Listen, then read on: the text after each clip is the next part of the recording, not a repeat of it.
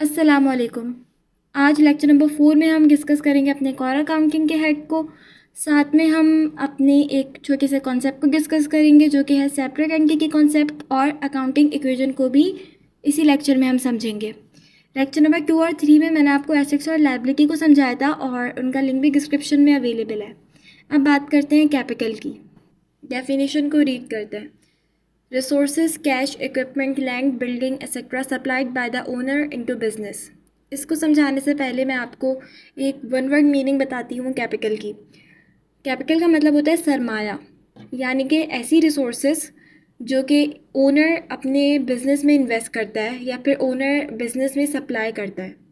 अब ये रिसोर्सेज किसी भी फॉर्म में भी हो सकती हैं, ज़रूरी नहीं है कि कैश ही हो। ये कैश भी हो सकता है, ये लैंड भी हो सकता है, बिल्डिंग, इक्विपमेंट, फर्नीचर, मशीनरी, कोई भी चीज़ हो सकती है जो कि एक ओनर अपने बिजनेस में सप्लाई कर रहा है या इन्वेस्ट कर रहा है। इसको एक एग्जांपल से समझते हैं। लेट्स से कि मैं अपना कोई बिज़नेस स्टार्ट कर रही हूँ। उसके लिए मैंने 5 मिलियन की कैश इन्वेस्टमेंट बिजनेस में की, साथ में कोई 3 मिलियन की लैंड परचेज़ की और 2 मिलियन की कोई मशीनरी बिजनेस के लिए परचेज़ की है। तो अगर कोई मुझसे पूछता है कि आपका टोटल सरमाया कितना है या आपने अपने बिज़नेस में कितने पैसे लगाए, तो मैं उसको आंसर 5 मिलियन नहीं करूँगी जो कि मेरी कैश इन्वेस्टमेंट थी। मेरा जो आंसर होगा कि मेरा टोटल कैपिटल मेरे बिज़नेस का है वो है 10 मिलियन। 10 मिलियन इसलिए क्योंकि जो मैंने कैश इन्वेस्ट किया 5 मिलियन का, साथ में मैंने जो 3 मिलियन का लैंड और 2 मिलियन की मशीनरी परचेज़ की है, ये टोटल तीनों चीज़ें मिलके मेरे बिज़नेस का कैपिटल है। सिर्फ कैश इन्वेस्टमेंट जो होती है हमारी, हम उसको कैपिटल कंसिडर नहीं करते, बल्कि कैश के साथ हम जो कुछ भी रिसोर्सेज अपने बिज़नेस में सप्लाई कर रहे होते हैं वो सारा का सारा हमारा कैपिटल होता है। अब इस कॉन्सेप्ट से हमारी एक और कंक्लूजन ड्रॉ होती है। वो कंक्लूजन ये कि जो बिज़नेस है और जो ओनर है, ये दोनों एक दूसरे से अलग होते हैं। जो बिज़नेस की ट्रांजैक्शन है वो ओनर की पर्सनल ट्रांजैक्शन से बिल्कुल अलग होती हैं। जब हम अकाउंटिंग में रिकॉर्डिंग करते हैं तो हम बिज़नेस के ट्रांजैक्शंस को रिकॉर्ड कर रहे होते हैं, जबकि ये जो बिज़नेस है ये है तो ओनर का ही, लेकिन जब हम ट्रांजैक्शंस को रिकॉर्ड कर रहे होते हैं अकाउंटिंग में, तो हम सिर्फ और सिर्फ बिज़नेस ट्रांजैक्शंस को रिकॉर्ड करते हैं। जो ओनर की पर्सनल ट्रांजैक्शंस होती हैं हम उनको अकाउंटिंग में रिकॉर्ड नहीं करते। तो इस कॉन्सेप्ट को कहते हैं सेपरेट एंटिटी कॉन्सेप्ट। इसका मतलब ये है कि जो ओनर है और जो बिज़नेस है वो दोनों सेपरेट एंटिटीज़ हैं। जो ओनर की पर्सनल ट्रांजैक्शंस होंगी हम उसको बिज़नेस से रिलेट नहीं करेंगे। फॉर एग्जांपल, ओनर अपने घर के लिए अगर कोई फर्नीचर परचेज़ करता है तो हम उसे अपनी अकाउंटिंग में रिकॉर्ड नहीं करेंगे क्योंकि ये ओनर की पर्सनल ट्रांजैक्शन है।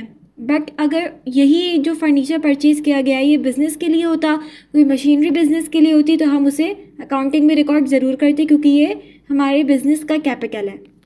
तो कंक्लूजन इस बात की ये है कि business is separated from its owner. तो हम जब भी अकाउंटिंग में रिकॉर्डिंग करेंगे तो ये बात याद रखनी है कि हम यहाँ पर सिर्फ और सिर्फ बिज़नेस ट्रांजैक्शंस को रिकॉर्ड करेंगे। ओनर की जो पर्सनल ट्रांजैक्शंस हैं वो कभी भी अकाउंटिंग के रिकॉर्ड में नहीं होती। अब समझते हैं नेक्स्ट कॉन्सेप्ट को जो कि है accounting equation. Accounting equation is assets is equals to liabilities plus equity. मतलब कि हमारे बिज़नेस की जितने भी टोटल एसेट्स होते हैं वो बराबर होते हैं हमारी जितनी भी ऑब्लिगेशंस हैं बिज़नेस की, यानी कि लायबिलिटीज़, प्लस जितनी भी हमने बिज़नेस में रिसोर्सेज सप्लाई किए हैं, यानी कि कैपिटल या फिर इक्विटी। इसको एक एग्जांपल से समझते हैं। लेट्स से कि मैंने अपने बिज़नेस में 10,000 रुपीज़ का कैपिटल इन्वेस्ट किया है। अब ये 10,000 रुपीज़ जब मैं बिज़नेस में लगा रही हूँ तो ये मेरा कैपिटल है, और जब ये बिज़नेस में मौजूद होगा, बिज़नेस में आ जाएगा, तो ये मेरा एसेट बन जाएगा।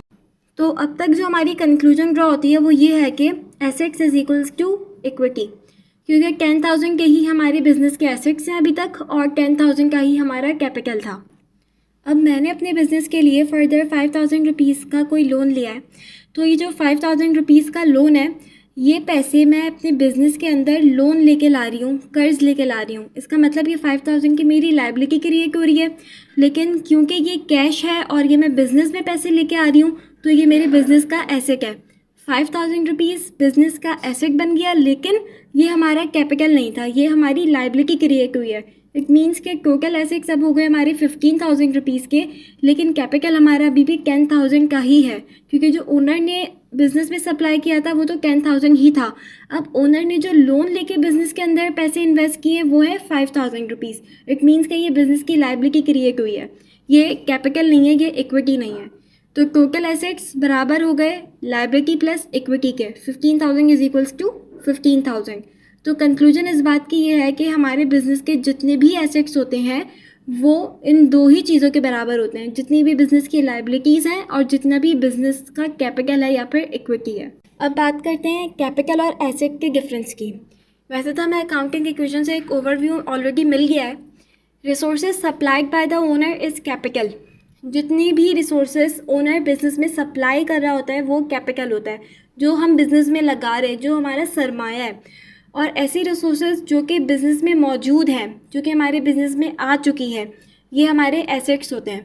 अब ये रिसोर्सेज कैपिटल की फॉर्म में भी हो सकती हैं और लाइबिलिटी की फॉर्म में भी हो सकती हैं, जैसे कि हमने प्रीवियस एग्जांपल में डिस्कस किया। 10,000 रुपीज़ जो कि ओनर ने खुद सप्लाई किया वो हमारा कैपिटल था, और जो 5,000 रुपीज़ का लोन लेके हम बिज़नेस में पैसे लेकर आए वो हमारी लाइबिलिटी थी। बट इन शॉर्ट जो हमारा टोटल एसेट्स है वो 15,000 ही हैं, जिसमें से 10,000 हमारे कैपिटल हैं और 5,000 रुपीज़ हमारी लाइबिलिटी है। तो कैपिटल ऐसी रिसोर्सेज जो कि ओनर सप्लाई कर रहा है बिजनेस में, जो कि सरमाया है, जो कि पैसे लगाए जा रहे हैं, और एसेट्स ऐसी रिसोर्सेज जो कि बिजनेस में मौजूद हैं। आई होप कि आपको आज का लेक्चर समझ आया होगा। हम नेक्स्ट लेक्चर में इंशाल्लाह रेवेन्यू को डिस्कस करेंगे। जज़ाकल्लाह।